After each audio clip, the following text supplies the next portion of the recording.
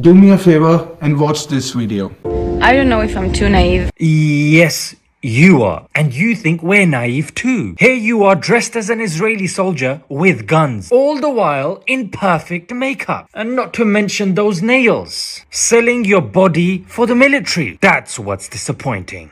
This shameless creature, Zeeshan Ali, feels no hesitation in saying that woman who is in makeup and nail paint is like a woman who sells her body to the Israeli army men. And this hateful and derogatory words that she is selling her body to the military is liked and appreciated by his audience. His friends are saying, selling your body, oh my god, this is my favorite. Well said. You are the best, Smile2Jannah. Perfect analysis of this shameful, naive, evil soldier. I love your wit and intelligence. Another one said they are only here to entertain the soldier. This user said her milkshake brings all the boys to the home. She needs to keep her morals up for all the BJ she does. One thing is clear, that the hatred, abuse and online sexual harassment that she received by the likes of Zeeshan Ali and his audience is only because of a Jewish identity. In her original video, she expressed shock for what happened on 7th October. I don't know if I'm too naive, but I never thought that human beings are able to do what Hamas terrorists have done to innocent Israeli civilians. I'm in Kfar Aza today, and the things that I saw are way harder than I thought that I'm going to see. This is unimaginable, and my heart just breaks, and I want you to share it so the world will see what we went through on October 7th. She was baffled how humanity can hit so low, why Hamas terrorists are targeting civilians, women and children. These human animals are mutilating the dead bodies, raping women and killing children. She was expressing her side of the story, but Zeeshan Ali thought that the best way to refute and silence her views on terrorism is through objectification, focusing on her makeup and nail paint and calling her a whore of the military. The first thing you would ask me, why am I exaggerating this incident where a woman was abused? There are always a few terrible and despicable people that say such shameless things. But friends, the problem is that in our country, in our society, this has stretched much farther and nothing has been done to stop this. Guys like Zeeshan Ali are youth influencer. They often address youth issues. They are liked by many Muslims because he is well versed in Islam. He does public dawah and often you will find him debating and propagating Islam. And this is the perfect example. The Muslim youth is being influenced by him. They are copying him and abusing and harassing the Israeli women. And the comment like, they are only here to entertain the soldier. Selling your body, oh my god, is my favorite. She needs to keep up her morals and all the BJ she does.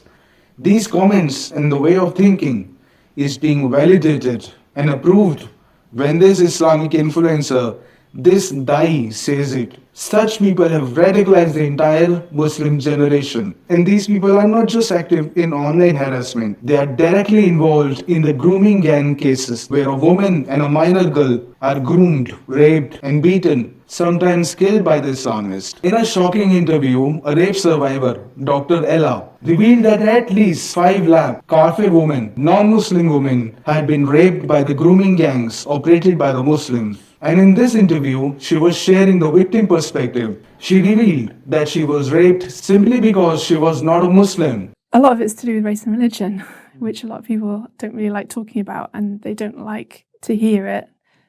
But this is why I feel compelled to talk about what's happened and what is still happening. Because people need to hear it from survivors that these are racially and religiously aggravated crimes. That when I was being beaten, I was being called a white slag, a white whore, a white cunt. That over and over again, the references to my whiteness was always at the forefront of my perpetrator's mind. And that was always linked in with religion and his idea of what a good Muslim was and a bad non-Muslim was. Or a good believer and a bad unbeliever. Even though I was a Christian, even though I have my faith in God, I pray, I believe in heaven and hell, I believe in good and bad, good and evil. So, but in the minds of these grooming gangs, if you're not covered down to your ankles, down to your wrists, if the hem of your top doesn't cover to your knees, then you're asking to be raped. So there's lots of narratives within these grooming gangs which make hatred of white people a justification for what they're doing. And also scriptural things like, we're allowed to do this, we're permitted to do this to you once you've started your periods. So what I see here is a pattern. Dr. Hill was called White Ho because she was not covered from head to toe. And here also Zeeshan Ali called this Israeli woman a hoe who is selling her body to the military. These cases happen simply because of dehumanization of Jewish, Hindu and Christian women. This us and them mentality where people of other faith are treated like garbage, treated like sex objects, the worst of the creature, is coming from Quran 98:6. Indeed, those who disbelieve from the people of the scriptures and polytheists will be in the fire of hell. Those are the worst of the creature. Just imagine, when people read this kind of hate speech, that disbeliever who oppose Allah's book and prophet are the worst of Allah's creation. When these kind of so-called holy thoughts are infused in a person, then obviously guys like him will indulge in grooming gang, love jihad and sexual harassment of women. And what's happening in Israel and Palestine is a direct result of hatred for Jews. Again, this us and them mentality is the cause of that. In this detailed video, I have explained what exactly is the problem and what are the 3 solutions for that. But one thing that I can't understand, but what's shocking in this whole scenario is that these Islamists are trying to impose their Islamic culture and practice of prostitution on Jewish women. Yes, you heard me right. The Islamists are trying to impose the practice of prostitution on Jewish women. You will say, what kind of nonsense am I talking about? But listen to this. Chapter 4, Surah An-Nisa, verse number 24. Allah Tabaraka wa Ta'ala clearly mentions the permissibility of the temporary marriage.